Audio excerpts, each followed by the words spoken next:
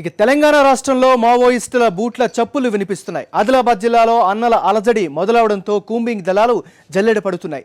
ఆదిలాబాద్ జిల్లాలో కూంబింగ్ పై మా కరెస్పాండెంట్ అనిల్ మరిన్ని వివరాలు అందిస్తారు. అనిల్, చెప్పండి, అక్కడ ఉన్నటువంటి తాజా పరిస్థితి ఏంటి? అసలుకే ఆదిలాబాద్లో పోలీసులు కూంబింగ్ ఏ ప్రాంతాల్లో నిర్వహిస్తున్నారు?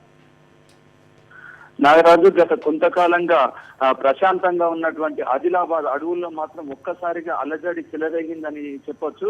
ఇటీవలి కాలంలో వరుసగా ఎదురవుతున్నటువంటి పోలీసులు మావోయిస్టుల ఎదురు కాల్పులతో గిరిజనులందరూ బెంబెలెత్తిపోతున్నారు. ముఖ్యంగా నిన్న ఉదయం నుంచి సాయంత్రం వరకు కూడా సిరియాని మండలము పంగిడి నాగారం అటవీ ప్రాంతంలో మావోయిస్టులకు పోలీసులకు మధ్య పెద్ద ఎత్తున ఎదురు కాల్పులు జరిగాయి. ఇందులో మావోయిస్టు జిల్లా కార్యదర్శితో పాటు 8 మంది మావోయిస్టులు కూడా పాల్గొన్నట్టుగా మనకు సమాచారం అందుతుంది. అయితే ఈ ఎదురు కాల్పుల్లో ఎలాంటి ప్రాణ నష్టం జరగనప్పటికీ కూడా 8 మంది మావోయిస్టులు కూడా ఈ ఎదురు కాల్పులను తప్పించుకొని పరారైనట్టుగా మనకు అందుతున్నటువంటి సమాచారం. అదే విధంగా జూలై 31న కూడా ఇదే అటవీ ప్రాంతం అంటే తిరియాని కాశీపేట అటవీ ప్రాంతంలో 18 మంది మావోయిస్టులు పాల్గొన్నటువంటి సంఘటనలో మావోయిస్టులకు పోలీసులకు మధ్య పెద్ద ఎత్తున ఎదురు కాల్పులు జరిగాయి.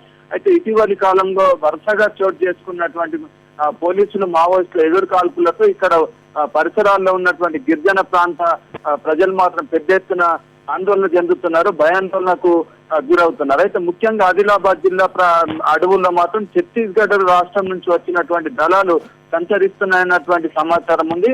అయితే ముఖ్యంగా ఆదిలాబాద్ జిల్లాలోని మంగి ఇంద్రవెల్లి దళాల పటిష్టానికి మావోయిస్టులు యత్నిస్తున్నట్టుగా తెలుస్తుంది. ఈ నేపథ్యంలోనే ప్రాణహిత పెనుగంగ నది పరివాహక ప్రాంతాలతో పాటుగా ఆదిలాబాద్ జిల్లా అడవులన్నింటినీ అనువనువున జల్లెడబడుతున్నారు. నాగరాజు, అయితే అనిల్, ఇంకో విషయం చెప్పండి, మీరేమైనా పోలీసు ఉన్నతాధికారులతో ఏమైనా మాట్లాడారా? వాళ్ళు ఇటువైపు ప్రజలకి ఎటువంటి ఇబ్బంది లేకుండా ఏర్పాట్లు చేస్తున్నామని చెప్పారా? అసలు వాళ్ళ వెర్షన్ ఏంటి? పోలీసుల నుంచి కూడా అందుతున్నటువంటి సమాచారం మేరకు మాత్రం ఆదిలాబాద్ జిల్లా అడవుల్లో మావోయిస్టుల సంచారం ఉందనేటువంటిది మాత్రం స్పష్టమవుతుంది.